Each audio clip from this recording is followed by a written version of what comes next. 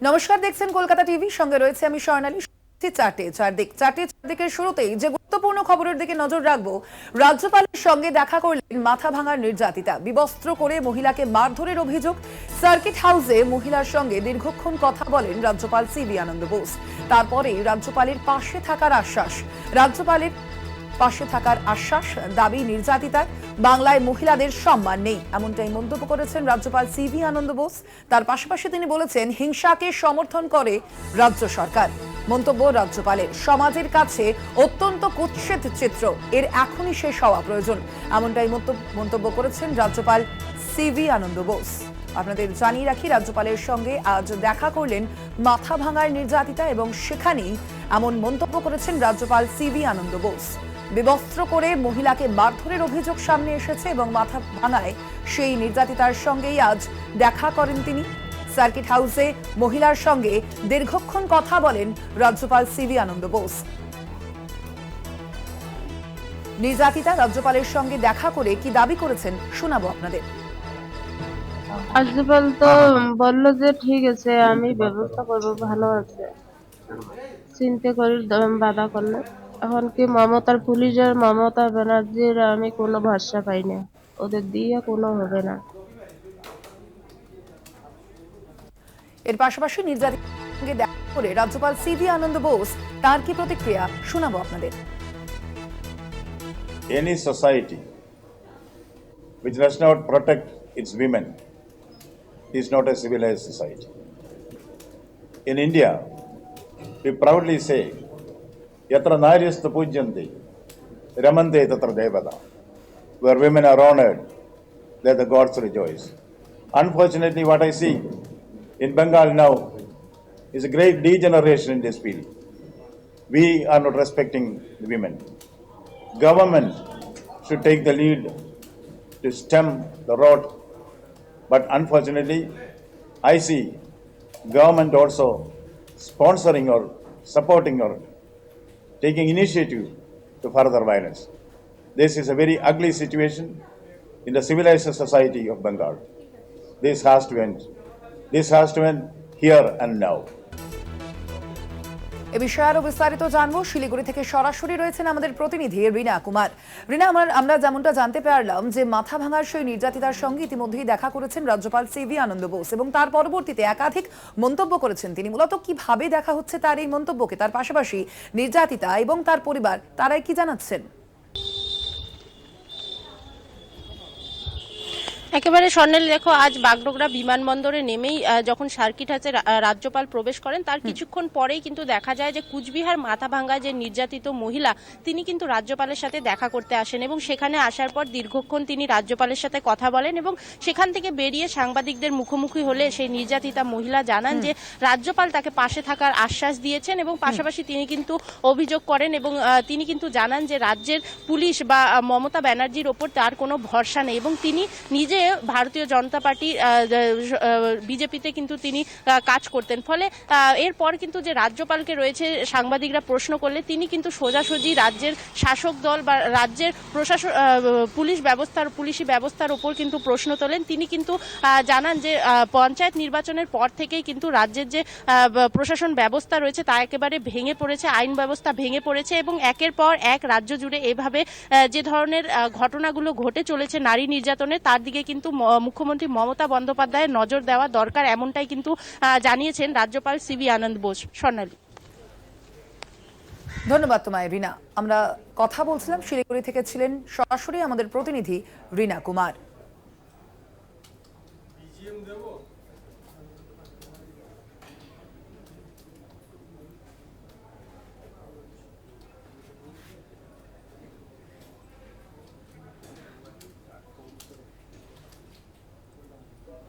এ প্রসঙ্গে তৃণমূল মুখপাত্র শান্তনু সেন তার কি প্রতিক্রিয়া শোনাবো আপনাদের।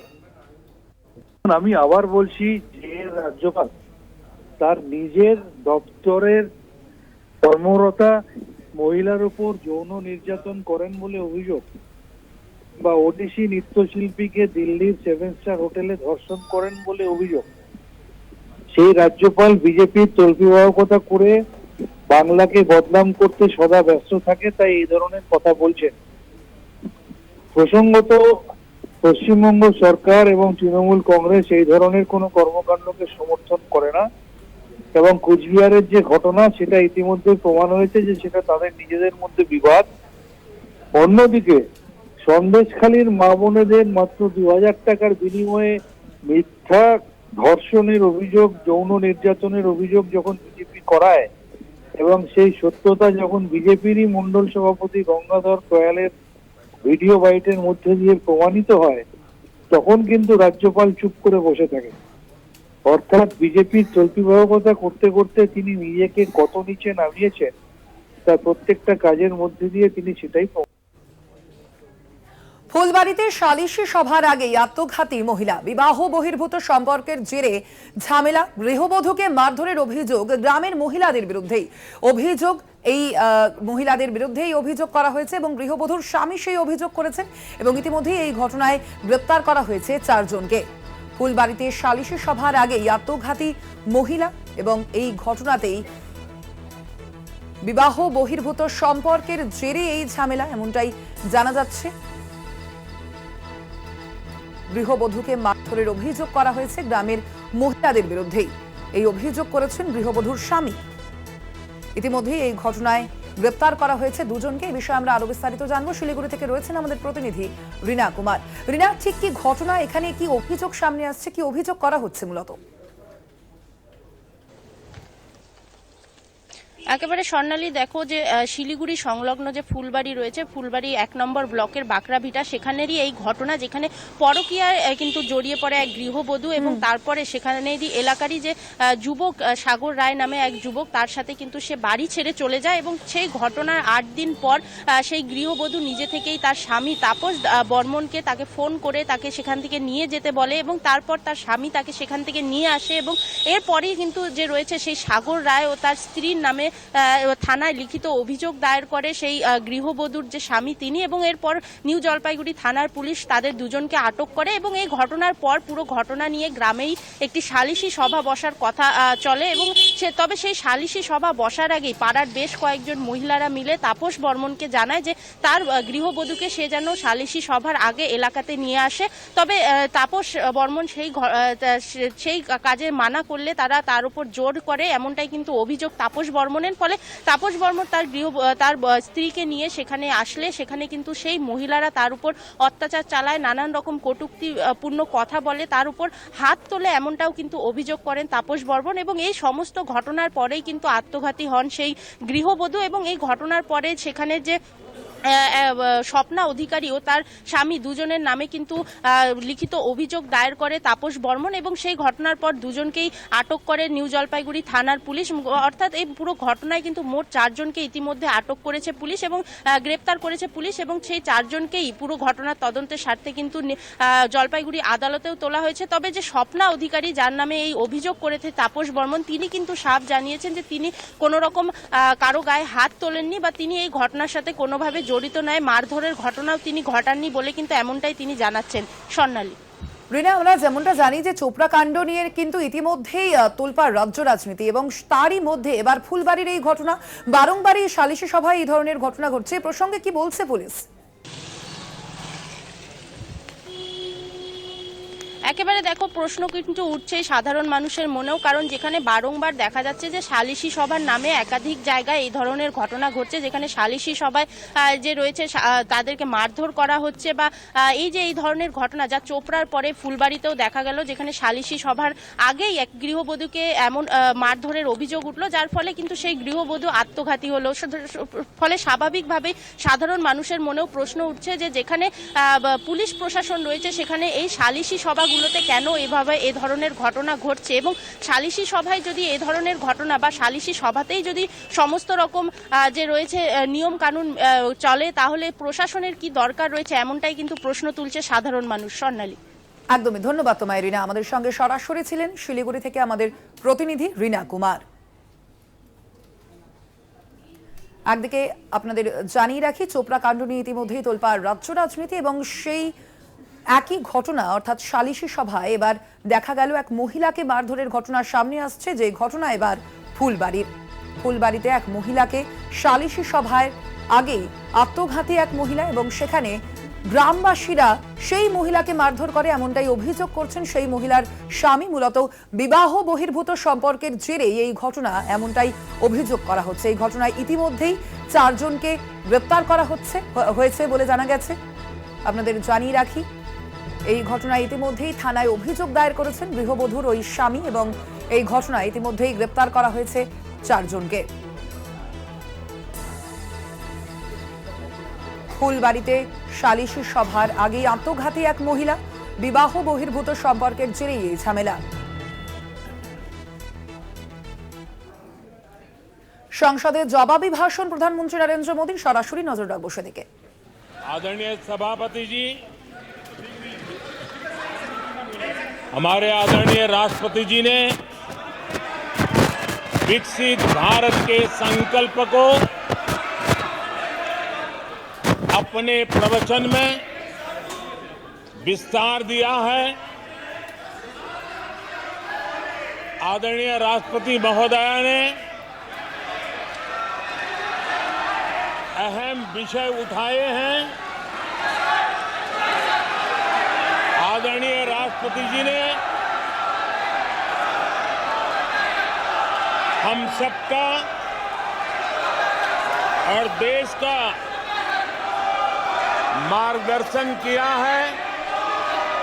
इसके लिए मैं राष्ट्रपति जी का हृदय से आभार व्यक्त करता हूं। आदरणीय सभापति जी, कल और आज कई माननीय सदस्यों ने राष्ट्रपति जी के अभिभाषण पर अपने विचार व्यक्त किए हैं। मैं विशेष करके जो पहली बार सांसद बनकर के हमारे बीच आए हैं और उनमें से कुछ आदरणीय साथियों ने अपने जो विचार व्यक्त किए, संसद के सभी नियमों का पालन करते हुए किए। उनका व्यवहार ऐसा था जैसे एक अनुभवी सांसद का होता है और इसलिए प्रथम बार आने के बावजूद भी उन्होंने सदन की गरिमा को बढ़ाया है और उन्होंने अपने विचारों से इस डिबेट को और अधिक मूल्यवान बनाया है। आदरणीय सभापति जी,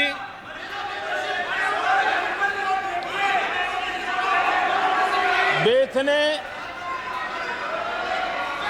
एक सफल चुनाव अभियान को पार करते हुए विश्व को दिखा दिया है कि ये दुनिया का सबसे बड़ा चुनाव अभियान था।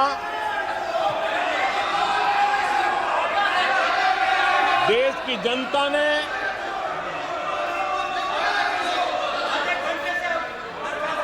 दुनिया के सबसे बड़े चुनाव अभियान में जनता ने हमें चुना है और आदरणीय सभापति जी, मैं कुछ लोगों की पीड़ा समझ सकता हूं कि लगातार झूठ चलाने के बावजूद भी उनका घोर पराजय हुआ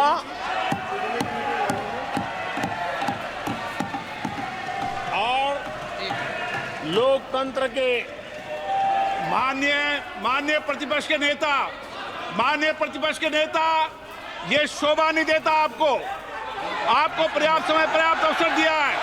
ये शोभा नहीं देता। आप सदन में डायरेक्शन दो। माननीय नेता जो बोल रहे हो जब खड़े हो, ये शोभा नहीं देता आपके लिए। ये उचित नहीं है संसदीय परंपराओं के अनुसार। ये तरीका ठीक नहीं है आपका। नो, ये गलत तरीका है आपका, और ये तरीका इस तरीके से नहीं चलेगा बिल्कुल। नो, गलत तरीका है। नो, ऐसे संसद के अंदर गरिमा बना के रखें आप गरिमा को तोड़ना चाहते हैं। आप संसद मर्यादा पीछे नहीं करें। आपको गरिमा नहीं, सदन की डायरेक्शन देते हैं आप बेल में आने के लिए लोगों को। ये प्रतिपक्ष के नेता है आप। नो, गलत तरीका आपका। माननीय प्रधानमंत्री जी,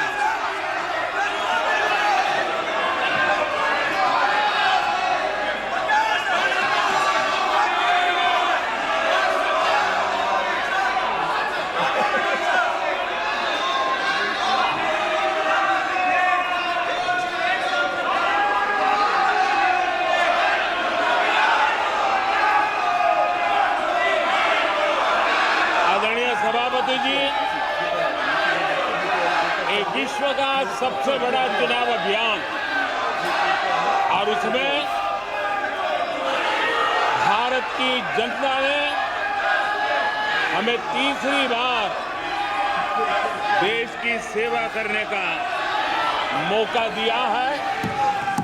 ये अपने आप में लोकतांत्रिक विश्व के लिए बहुत ही महत्वपूर्ण घटना है, बहुत ही गौरवपूर्ण घटना है।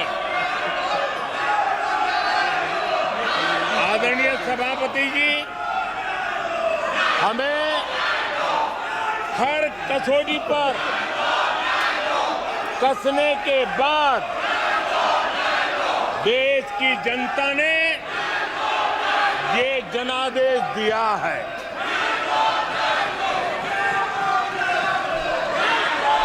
जनता ने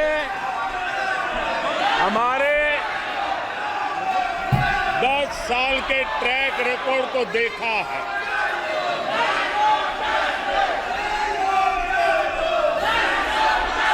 जनता ने देखा है कि गरीबों के कल्याण के लिए हमने जिस समर्पण भाव से जन सेवा ही प्रभु सेवा इस मंत्र को चरितार्थ करते हुए हमने जो कार्य किया है, उसके कारण 10 साल में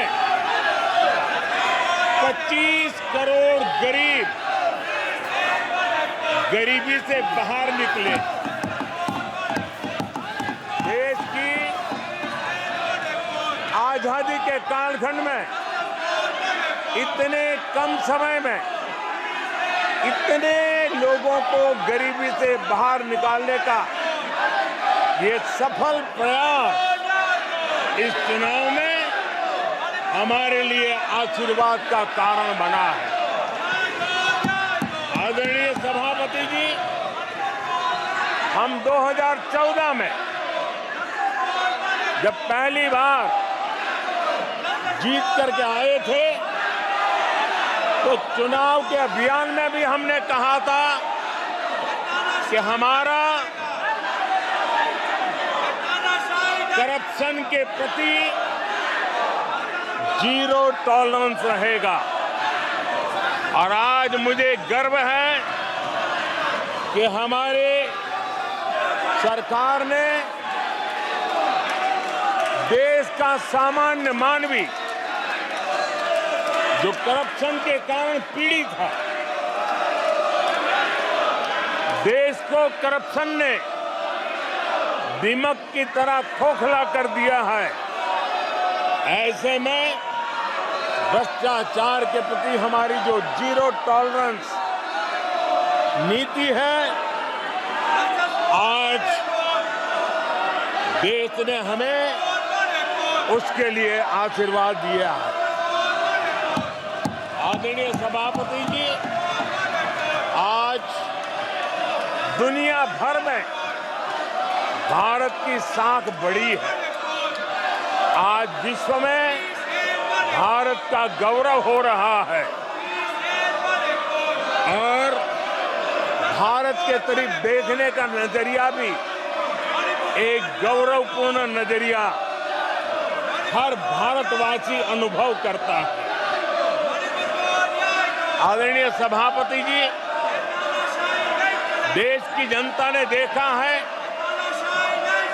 कि हमारा एकमात्र लक्ष्य नेशन फर्स्ट है, भारत सर्वप्रथम है।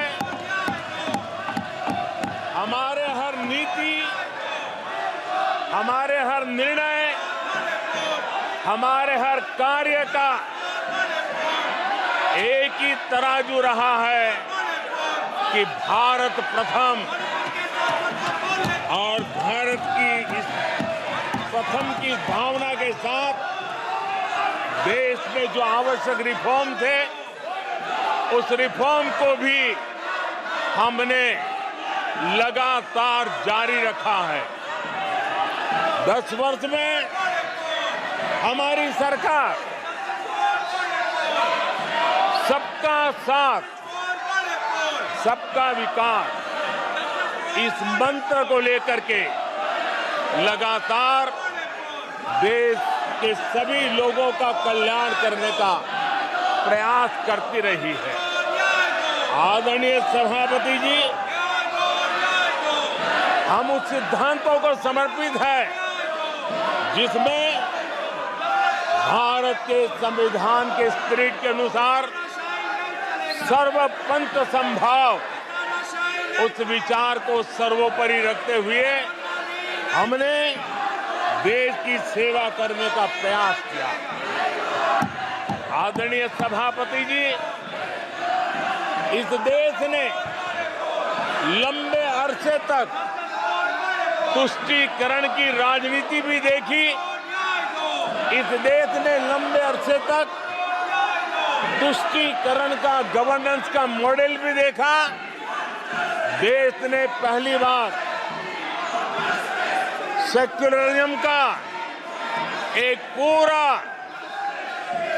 हमने जो प्रयास किया, और वो हमने तुष्टीकरण नहीं, संतुष्टीकरण और संतुष्टीकरण के विचार को लेकर के हम चले हैं। और जब हम संतुष्टीकरण की बात करते हैं तो इसका मतलब है कि हर योजना का सैचुरेशन, गवर्नेंस की आखिरी व्यक्ति तक पहुंचने की हमारी जो संकल्पना है, इसको परिपूर्ण करना।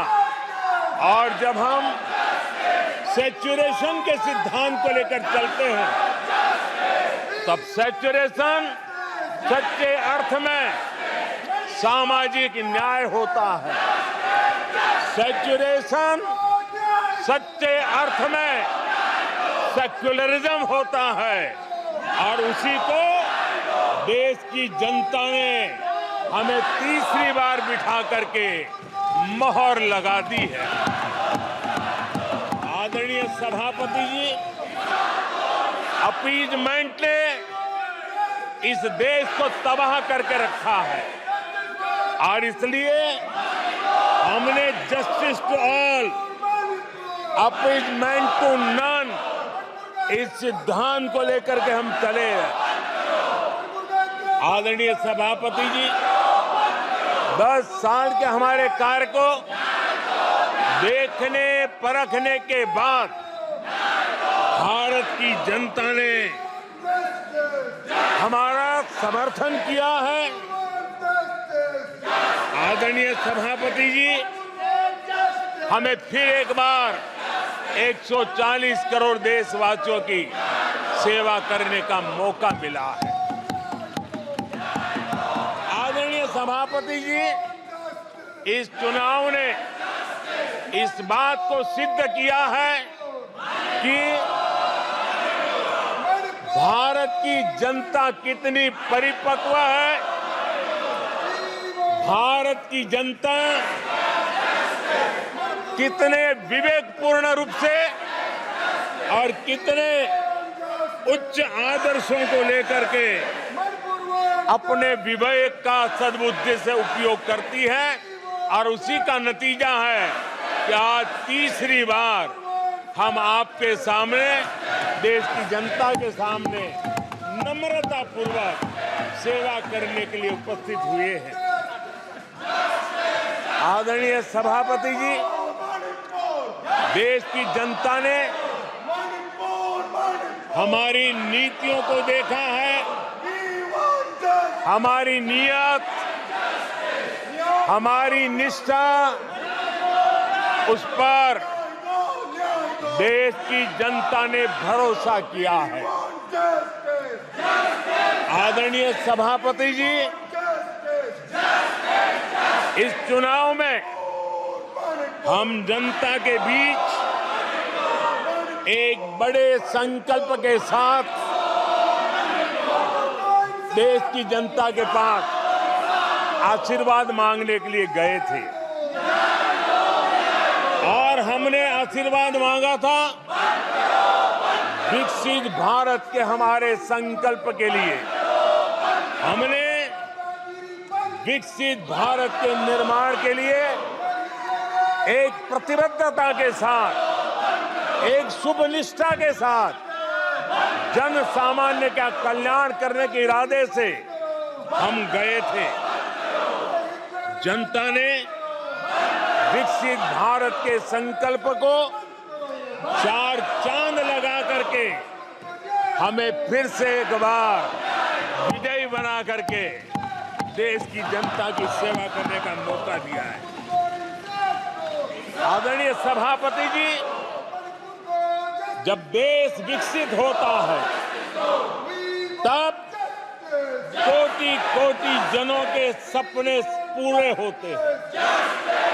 देश जब विकसित होता है तब कोटि कोटि जनों के संकल्प सिद्ध होते हैं। आदरणीय सभापति जी, जब देश विकसित होता है तब आने वाली पीढ़ियों के लिए भी एक मजबूत नींव उनके सपनों को पूरा करने के लिए तैयार हो जाती है। आदरणीय सभापति जी, विकसित भारत का सीधा सीधा लाभ हमारे देश के नागरिकों की गरिमा, हमारे देश के नागरिकों के क्वालिटी ऑफ लाइफ में सुधार, ये स्वाभाविक हमें विकसित भारत होने से देश के कोटि कोटि जनों के भाग्य में आता है। आजादी के बाद मेरा देश का सामान्य नागरिक इन चीजों के लिए तरसता रहा है।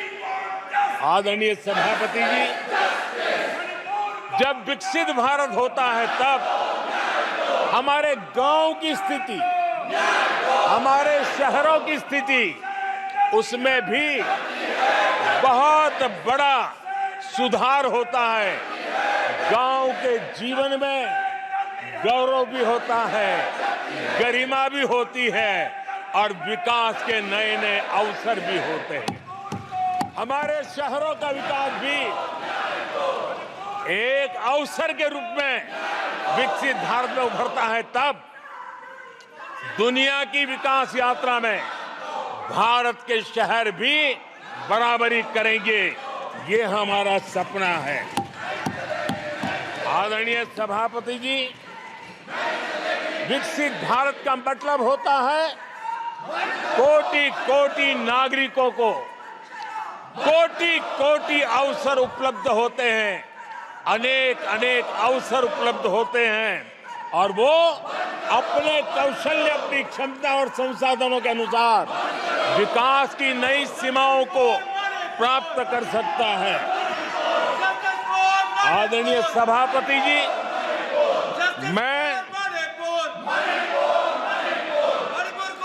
आदरणीय सभापति जी,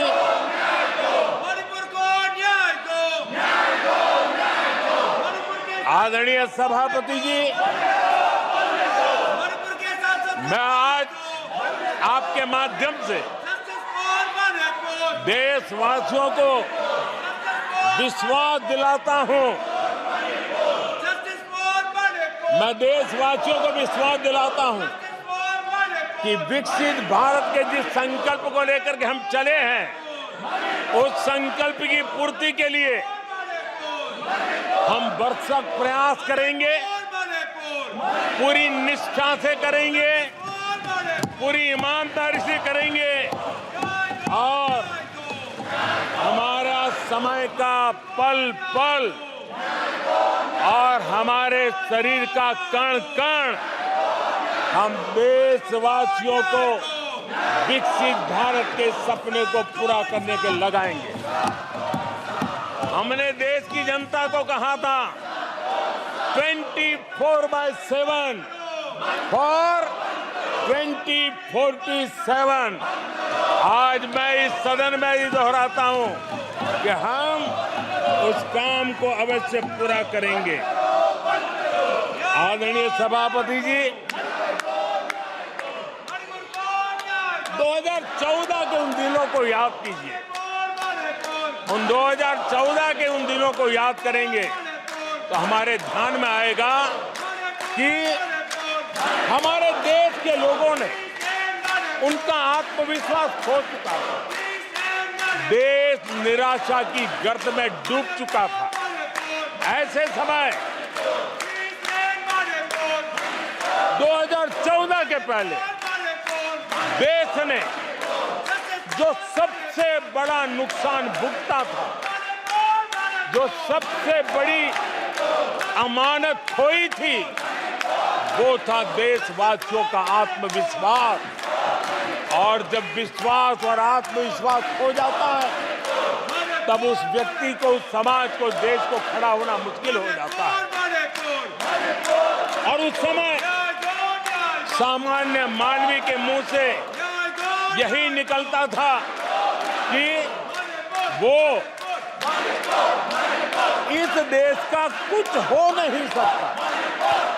उस समय हर जगह पे ये 7 शब्द सुनाई देते थे, इस देश का कुछ नहीं हो सकता। यही शब्द 2014 के पहले सुनाई देते थे। भारतीयों की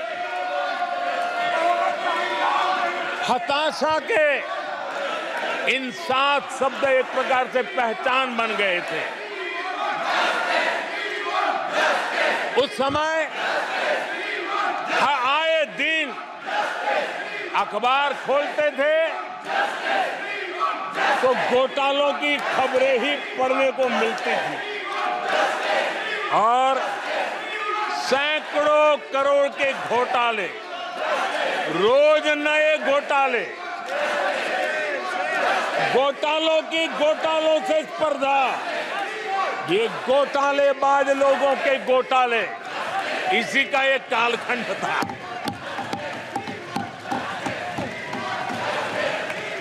और बेशर्मी के साथ सार्वजनिक रूप से स्वीकार भी कर लिया जाता था कि दिल्ली से 1 रुपया निकलता है तो 15 पैसा पहुंचता है। 1 रुपये में 85 पैसे का घोटाला। इस घोटालों की दुनिया ने देश को निराशा की गर्त में डुबो दिया था। पॉलिसी पैरालिसिस था, फ्रेजाइल 5 में पहुंच चुके थे।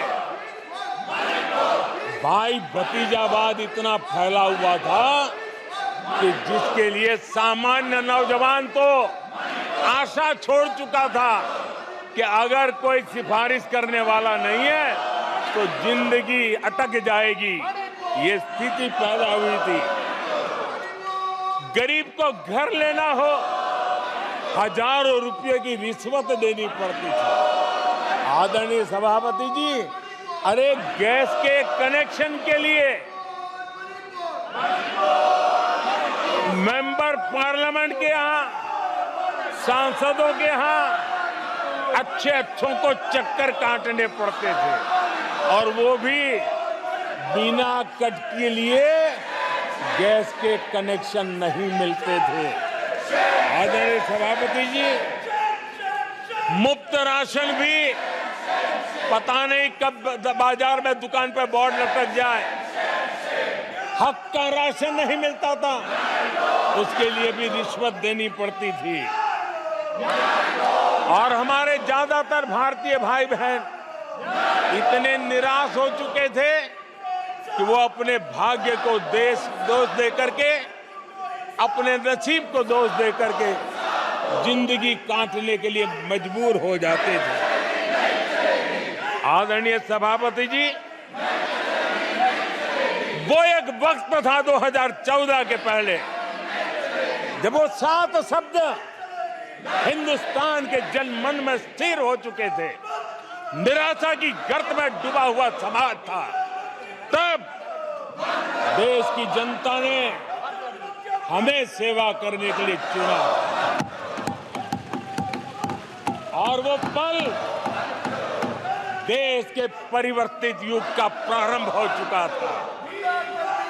और 10 साल में मैं कहूंगा मेरी सरकार की अनेक सफलताएं हैं, अनेक सिद्धियां हैं, लेकिन एक सिद्धि जिसने हर सिद्धियों में भी जोर भर दिया, ताकत भर दी, वो थी देश निराशा की गर्त में से निकल करके आशा और विश्वास के साथ खड़ा हो गया।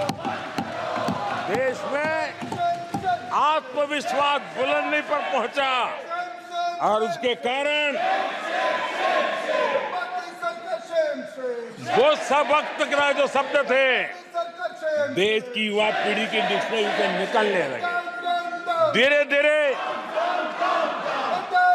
देश के मन में स्थिर हो गया। जो 2014 से पहले कहते थे कुछ नहीं हो सकता, वो कहने लगे तब इस देश में सब कुछ हो सकता है, इस देश में सब कुछ संभव है। ये विश्वास जताने का काम किया हमने। जब हमने सबसे पहले तेज 5G roll out, phone banking करके बड़े बड़े बैंक घोटाले किए जा रहे थे। अपनी पर्सनल प्रॉपर्टी की तरह बैंक का खजाना लूट लिया गया था। आदरणीय सभापति जी, 2014 के बाद नीतियों में परिवर्तन, निर्णयों में गति, निष्ठा, प्रामाणिकता की, और उसी का परिणाम है दुनिया की अच्छी बैंकों में आज भारत की बैंकों का स्थान बन गया। आज भारत की बैंक सर्वाधिक मुनाफा करने वाली बैंक बन गई और लोगों की सेवा करने की जगह। आदरणीय सभापति जी, 2014 के पहले वो भी एक वक्त था कि जब आतंकी आकर के जी चाहे वहां, जब चाहे वहां हमला कर सकते थे। 2014 के बाद स्थिति ये बनी कि जब वहां उस समय 14 के पहले निर्दोष लोग मारे जाते थे, हिंदुस्तान के कोने कोने को टारगेट किया जाता था, और सरकारें चुपचाप बैठी रहती थी, मुंह तक खोलने को तैयार नहीं थी। आज 2014 के बाद का हिंदुस्तान घर में घुसकर मारता है, सर्जिकल स्ट्राइक करता है, एयर स्ट्राइक करता है, और आतंकवाद के आकाओं को भी सबक सिखाने का सामर्थ्य दिखा दिया।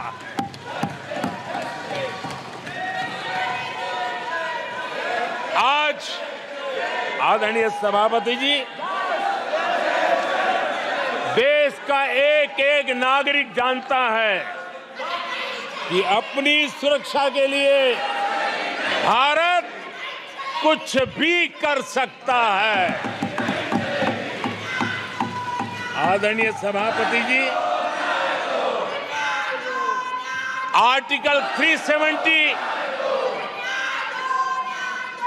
इसकी पूजा करने के वाले लोगों ने वोट बैंक की राजनीति का हथियार बनाने वालों ने 370 को उसने जम्मू कश्मीर का जो हालात कर दिए थे, वहां के लोगों के अधिकार छीन लिए थे। भारत का संविधान जम्मू की कश्मीर की सीमा में प्रवेश नहीं कर सकता था और यहां संविधान सर पे रख करके नाचने वाले लोग संविधान को जम्मू कश्मीर में लागू करने का हौसला नहीं रखते, बाबा साहब अम्बेडकर का अपमान किया करते थे। और 370 का वो जमाना था, सेनाओं पर पत्थर चलते थे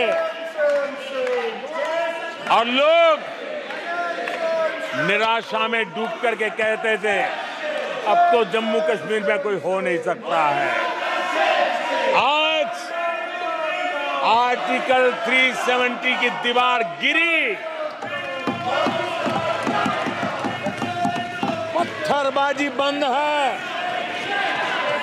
लोकतंत्र मजबूत है और लोग बढ़ चढ़ करके भारत के संविधान में भरोसा करते हुए और जो भाव देश में था, जो जोश था, उत्साह था, उमंग था, जो विश्वास था कि आजादी लेके रहेंगे, आज देश के कोटि कोटि जनों में वो विश्वास पैदा हुआ है, जिस विश्वास के कारण आज विकसित भारत होना एक प्रकार से उसकी मजबूत नींव इस चुनाव में शिलान्यास हो चुका है। जो ललक आजादी के आंदोलन में थी, वही ललक विकसित भारत के इस सपने को साकार करने में है।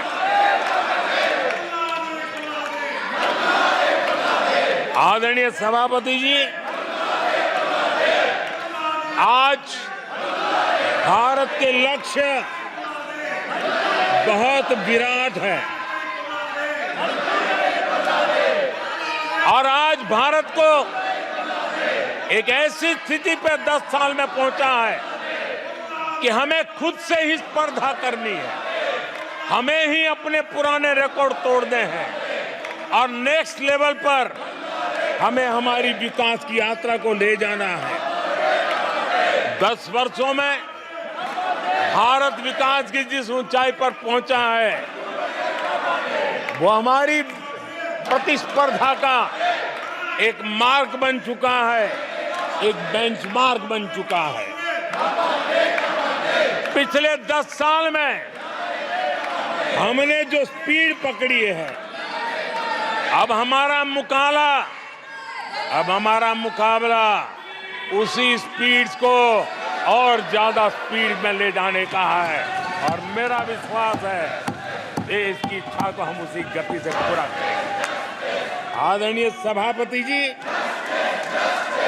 हम हर सफलता को, हर सेक्टर को नेक्स्ट लेवल तक ले जाएंगे। आदरणीय सभापति जी,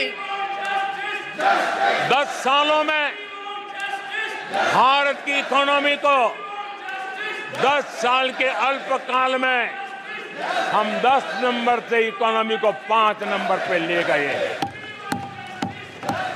अब हम नेक्स्ट लेवल पर जाने के लिए जिस गति से निकले हैं, अब हम देश की इकोनॉमी को नंबर 3 पर ले जाएंगे। आदरणीय सभापति जी, 10 सालों में हमने भारत को मोबाइल फोन का बड़ा मैन्युफैक्चरर बना दिया, भारत को मोबाइल फोन का बड़ा एक्सपोर्टर बना दिया। अब यही काम इस हमारे टेन्योर में सेमीकंडक्टर और अन्य सेक्टर्स में हम करने जा रहे हैं। दुनिया के महत्वपूर्ण कामों में जो चिप्स काम में आएगी, वो चिप्स मेरे भारत एंटरप्रेन्योर के क्षेत्र में एक बहुत सफलतापूर्वक हमने आगे बढ़े हैं। अब हमने उसको नेक्स्ट लेवल पे ले जाने वाले हैं। अब हमारे विमेन सेल्फ हेल्प ग्रुप में जो बहनें काम कर रही हैं, उनकी आर्थिक गतिविधि इतनी बढ़ाना चाहते हैं, उसका इतना विस्तार करना चाहते हैं कि हम बहुत कम समय में 3 करोड़ ऐसी बहनों को लखपति दीदी बनाने का संकल्प लेकर के चलने वाले हैं। आदरणीय सभापति जी, मैंने पहले भी कहा है, आज मैं फिर से दोहराऊं, हमारी तीसरी टर्म में इसका मतलब है हम 3 गुना स्पीड से काम करेंगे।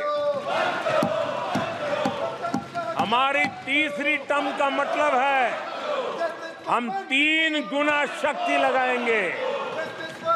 हमारी तीसरी टर्म का मतलब है हम देशवासियों को 3 गुना परिणाम ला करके देंगे।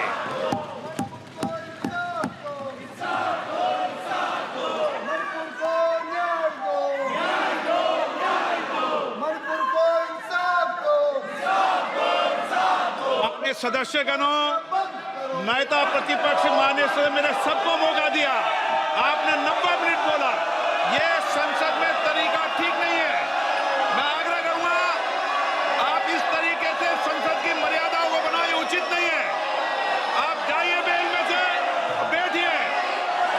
आपको पर्याप्त समय, पर्याप्त अवसर दिया, आपको 90 मिनट बोलने दिया और समय पूरा दिया। आपकी सभी सदस्यों को बोलने का अवसर दिया, लेकिन आप जब सदन के नेता बोलते हैं, जिस तरीके का व्यवहार करते हैं, ये संसदीय परंपराओं के अनुरूप नहीं है। और ये इतनी बड़ी पार्टी जो लेकर आप चल रहे हो, उसकी परंपराओं के अनुरूप भी नहीं है। ये 5 साल ऐसे चलने वाला नहीं है। माननीय प्रधानमंत्री जी, आदरणीय सभापति जी,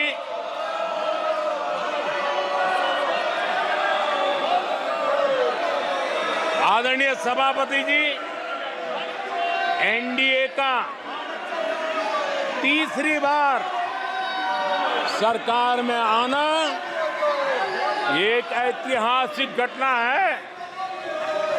आजादी के बाद ये सौभाग्य दूसरी बार इस देश में आया है और 60 साल के बाद आया है। इसका मतलब ये सिद्धि पाना कितना कठोर परिश्रम के बाद होता है, कितना अभूतपूर्व विश्वास संपादन होने के बाद होता है। ऐसे ही ये राजनीति के खेल से नहीं होता है, जनता जनार्दन की सेवा से प्राप्त आशीर्वाद से होता है। आदरणीय सभापति जी,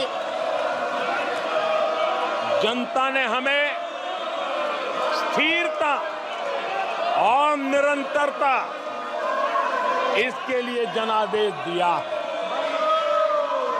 लोकसभा चुनाव के साथ ही आदरणीय सभापति जी, लोगों की नजर से यह चीजें जरा ओझल हो गई। लोकसभा के चुनाव के साथ साथ हमारे देश में 4 राज्यों के बीच चुनाव हुए। और आदरणीय सभापति जी, इन चारों ही राज्यों में एनडीए ने अभूतपूर्व सफलता प्राप्त की है। अभूतपूर्व सफलता प्राप्त। हमने शानदार विजय प्राप्त की है। महाप्रभु जगन्नाथ जी की धरती उड़ीसा ने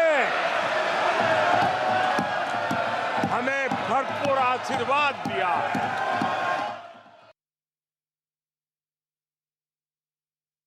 झारखंड, यहां चुनाव आ रहे हैं, चुनाव आ रहे हैं। आदरणीय सभापति जी,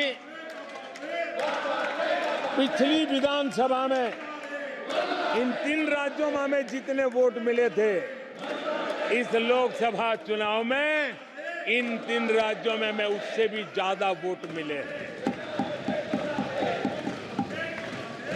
आदरणीय सभापति जी, पंजाब में भी हमारा अभूतपूर्व प्रदर्शन रहा है और हमें बढ़त मिली है।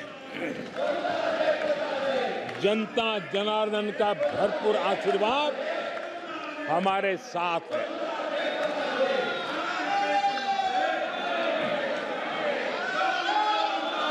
आदरणीय सभापति जी, 24 के चुनाव में कांग्रेस के लिए भी इस देश की जनता ने जनादेश दिया है और इस देश की जनादेश है कि आप वहीं बैठिए,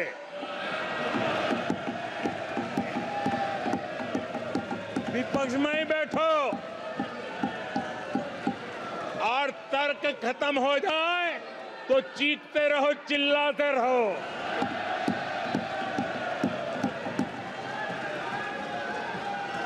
आदरणीय सभापति जी, कांग्रेस के इतिहास का ये पहला मौका है जब लगातार 3 बार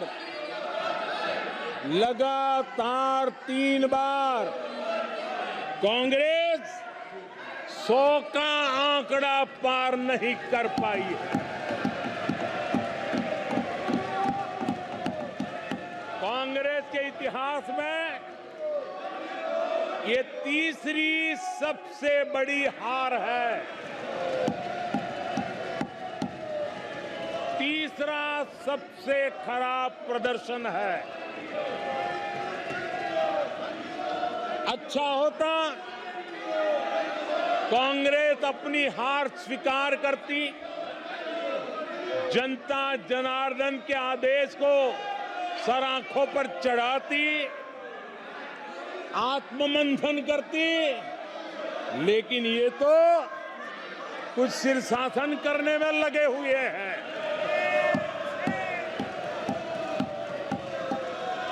और कांग्रेस और उसकी इकोसिस्टम दिन रात बिजली जला करके हिंदुस्तान के नागरिकों के मन में ये प्रस्थापित करने की कोशिश कर रहे हैं कि उन्होंने हमें हरा दिया है। आदरणीय सभापति जी, ऐसा क्यों हो रहा है, मैं जरा अपने सामान्य जीवन के अनुभव से बताता हूं। कोई छोटा बच्चा साइकिल लेके निकला है और अगर वो बच्चा गिर जाता है, साइकिल से लुढ़क जाता है, रोने लगता है, तो कोई बड़ा व्यक्ति आकर के उसके पास पहुंच जाता है और उसको कहता है, देखो चींटी मर गई, देखो चिड़िया उड़ गई, अरे देखो तुम तो बहुत बढ़िया साइकिल चलाते हो, अरे तुम तो गिरे नहीं हो। ऐसा करके उसका जरा मन ठीक करने के लिए प्रयास करते हैं, उसका ध्यान भटका करके उस बच्चे का मन बहला देते हैं। तो आजकल बच्चे का मन बहलाने का काम चल रहा है।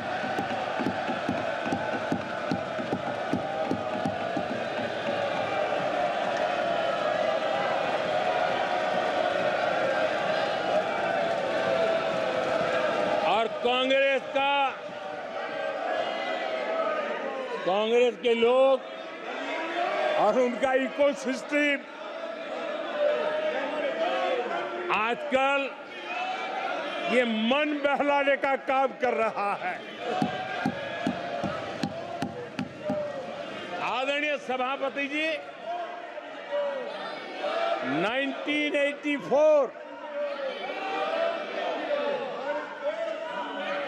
उस चुनाव को याद कीजिए। उसके बाद इस देश में 10 लोकसभा के चुनाव हुए। 10 लोकसभा के चुनाव हुए। 84 के बाद 10 लोकसभा के चुनाव होने के बावजूद भी कांग्रेस 250 के आंकड़े को छू नहीं पाई है।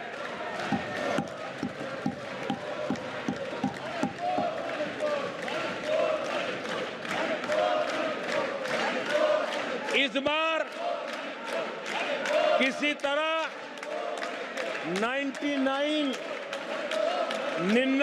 के चक्कर में फंसे गए हैं।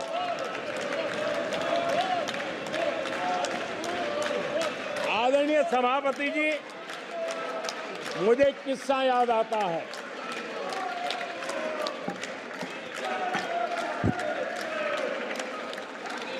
आदरणीय सभापति जी,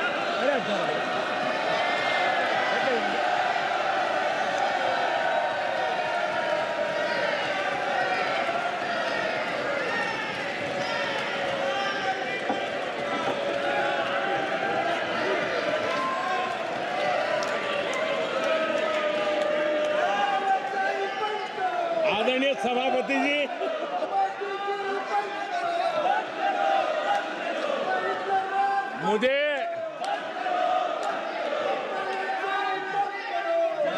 एक किस्सा याद आता है। आदरणीय सभापति जी, मुझे एक किस्सा याद आता है। 99 मार्क्स लेकर एक बालक घमंड में घूम रहा था और देश सबको दिखाता था, देखो कितने ज्यादा मार्क्स आए हैं। तो लोग भी जब 99 सुनते थे तो शाबाशी देते थे, बहुत उसको हौसला बुलंद करते थे। तो फिर उनके टीचर आए कि भैया किस बात की मिठाई बांट रहे हो, ये 100 में से 99 नहीं लाया, ये तो 543 में से लाया है।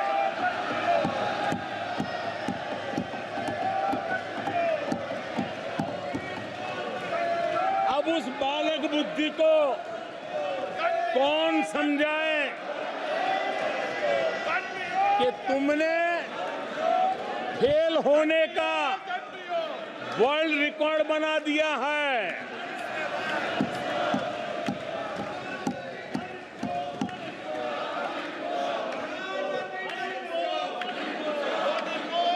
कांग्रेस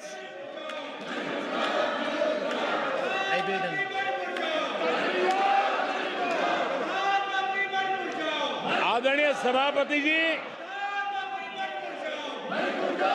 कांग्रेस के नेताओं के बयानों में ये बयानबाजी ने शोले फिल्म को भी पीछे छोड़ दिया है।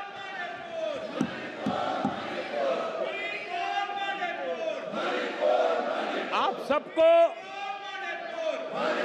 शोले फिल्म की वो मौसी जी याद होगी।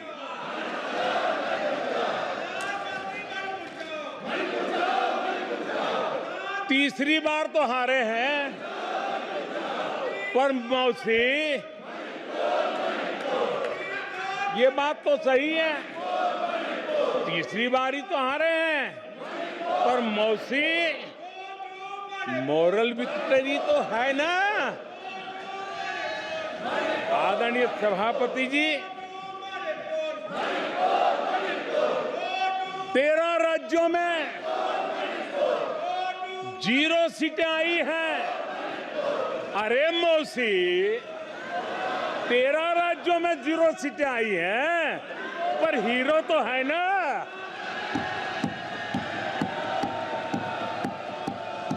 आदरणीय सभापति जी, अरे पार्टी की लुटिया तो डुबई है। अरे मौसी, पार्टी अभी भी सांसें तो ले रही है।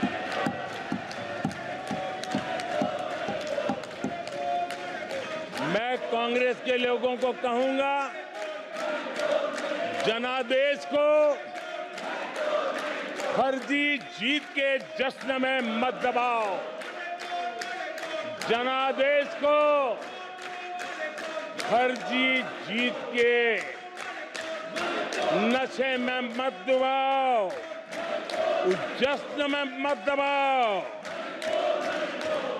ईमानदारी से देशवासियों के जनादेश को जरा समझने की कोशिश करो, उसे स्वीकार करो।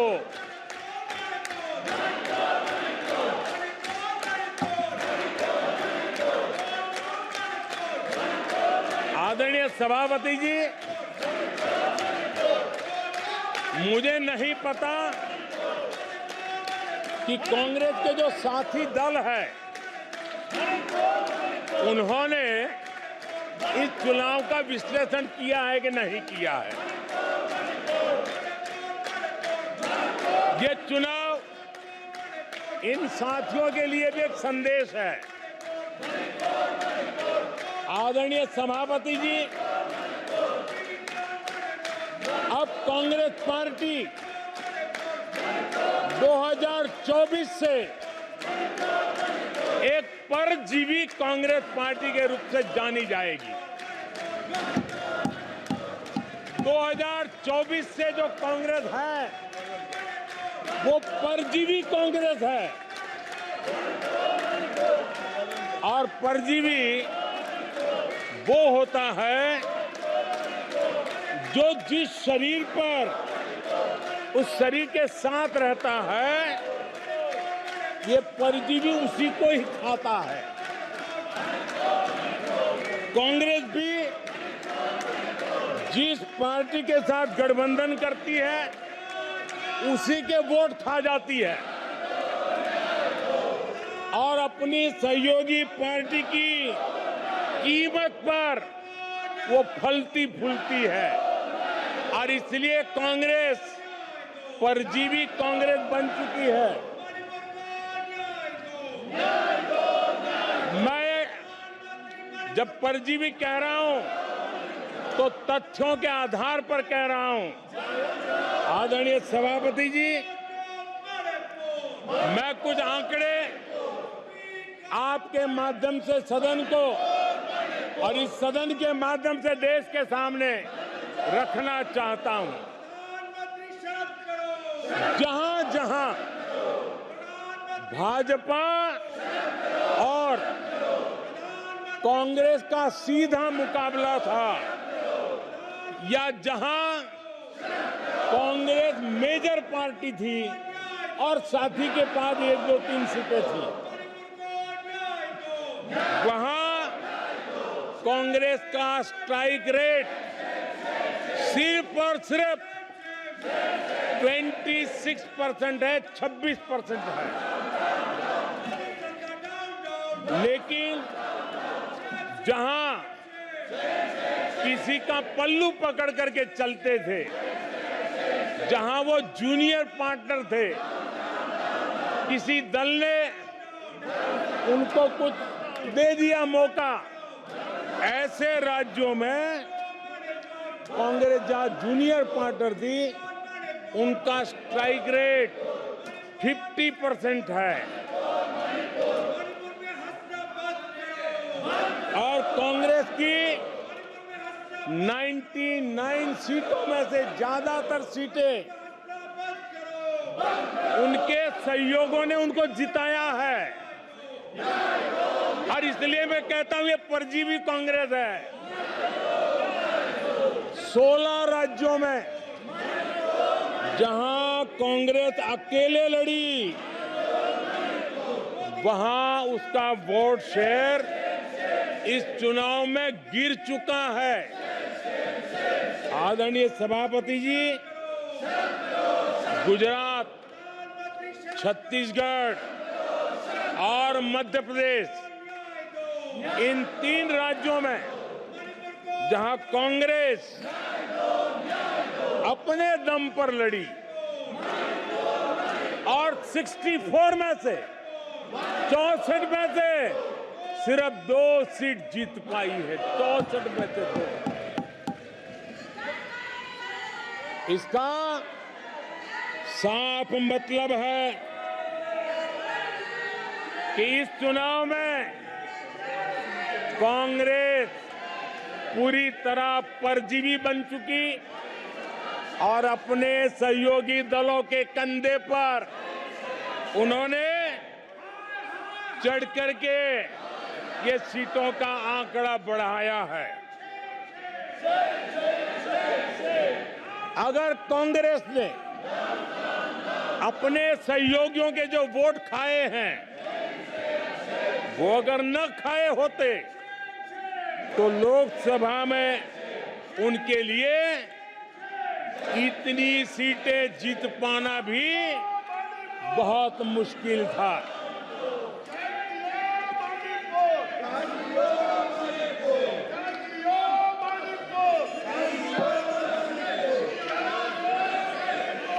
आदरणीय सभापति जी,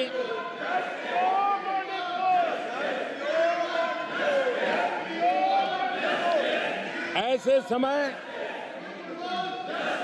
एक अवसर आया, देश ने विकास के रास्ते को चुना है, देश ने विकसित भारत के सपने को साकार करने का मन बना लिया है। तब भारत को एकजुट होकर समृद्धि का नया सफर तय करना है। ऐसे समय ये देश का दुर्भाग्य है कि हिंदुस्तान में 6 दशक तक राज करने वाली कांग्रेस पार्टी अराजकता फैलाने में जुटी हुई है। ये दक्षिण में जाकर उत्तर के लोगों के खिलाफ बोलते हैं, ये उत्तर में जाकर के पश्चिम के खिलाफ जहर उगलते हैं, पश्चिम के लोगों के खिलाफ बोलते हैं, महापुरुषों के खिलाफ बोलते हैं। इन्होंने भाषा के आधार पर बांटने की हर कोशिश की है। जिन नेताओं ने देश के हिस्से को भारत से अलग करने की वकालत की थी, उनको संसद की टिकट देने तक का दुर्भाग्य हमें देखना पड़ा, जो कांग्रेस पार्टी ने पाप किया। कांग्रेस पार्टी खुलेआम एक जाति को दूसरी जाति के खिलाफ लड़ाने के लिए रोज नई नई नैरेटिव गढ़ रही है, नए अफवाहें फैला रही है। आदरणीय सभापति जी, देश के एक हिस्से के लोगों को हीन बताने की प्रवृत्ति का भी कांग्रेस के लोग बढ़ावा दे रहे हैं।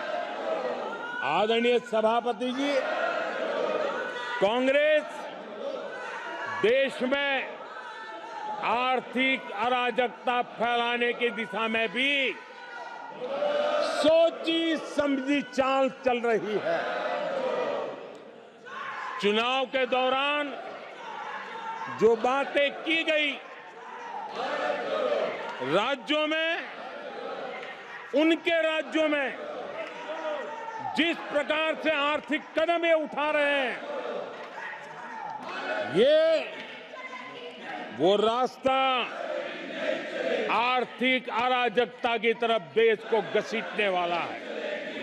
उनके राज्य देश पर आर्थिक बोझ बन जाए, ये खेल जानबूझ करके खेला जा रहा है। मंचों से साफ साफ घोषणा की गई, अगर इनके मन का परिणाम नहीं आया, 4 जून को देश में आग लगा दी जाएगी। लोग इकट्ठे होंगे, अराजकता फैलाएंगे। ये अधिकृत रूप से आह्वान किए गए, ये अराजकता फैलाना इनका मकसद है।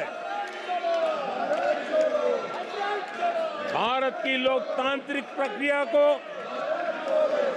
सवालों के घेरे में लाकर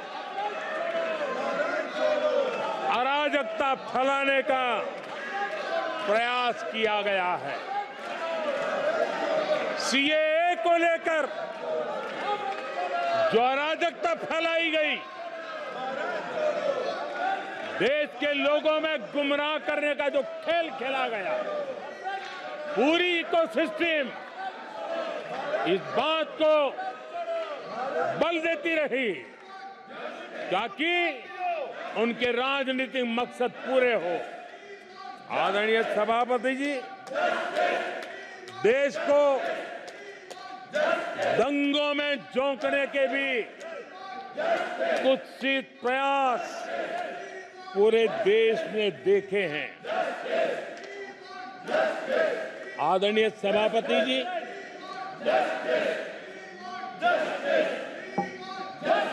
आजकल सिंपैथी गेन करने का एक नई ड्रामेबाजी शुरू की गई है, नया खेल खेला जा रहा है। मैं एक किस्सा सुनाता हूं। एक बच्चा स्कूल से आया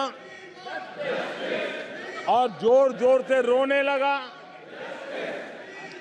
और उसकी मां भी डर गई, क्या हो गया, बहुत रोने लगा और फिर कहने लगा, मां मुझे आज स्कूल में मारा गया,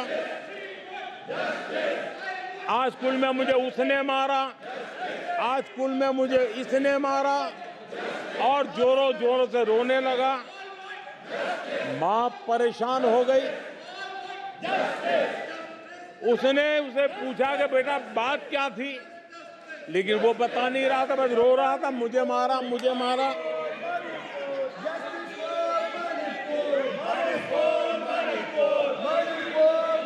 बच्चा ये नहीं बता रहा था कि आज स्कूल में उस बच्चे ने किसी बच्चे को मां की गाली दी थी। उसने ये नहीं बताया किसी बच्चे की किताबें उसने फाड़ दी थी। उसने ये नहीं बताया कि उसने टीचर को चोर कहा था। उसने ये नहीं बताया कि किसी का टिफिन चुरा करके खा गया था। हमने कल सदन में यही बचकाना हरकत देखी है। कल यहां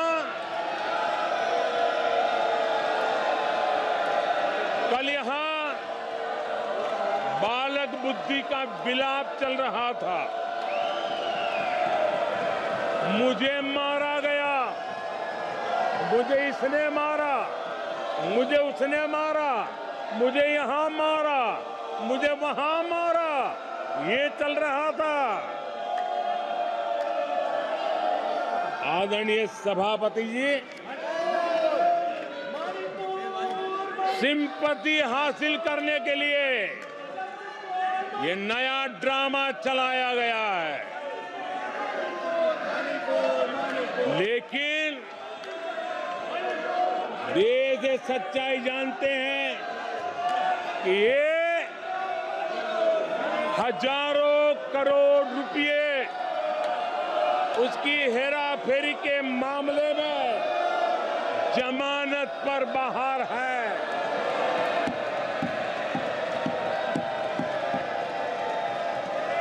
ये ओबीसी वर्ग के लोगों को चोर बताने के मामले में सजा पा चुके हैं। इनको देश की सर्वोच्च अदालत पर गैर जिम्मेदाराना बयान देने के बाद माफी मांगनी पड़ी है। इन पर महान स्वातंत्र सेनानी वीर सावरकर जैसे महान व्यक्तित्व का अपमान करने का मुकदमा है। इन पर देश की सबसे बड़ी पार्टी के अध्यक्ष को हत्यारा कहने का मुकदमा चल रहा है। इन पर अनेक नेताओं, अधिकारियों, संस्थानों पर झूठ बोलने के गंभीर आरोप है और वो केस चल रहे हैं। आदरणीय सभापति जी, बालक बुद्धि में ना बोलने का ठिकाना होता है और न ही बालक बुद्धि में व्यवहार का कोई ठिकाना होता है। और जब ये बालक बुद्धि पूरी तरह सवार हो जाती है तो सदन में भी किसी के गले पड़ जाते हैं। ये बालक बुद्धि अपनी सीमा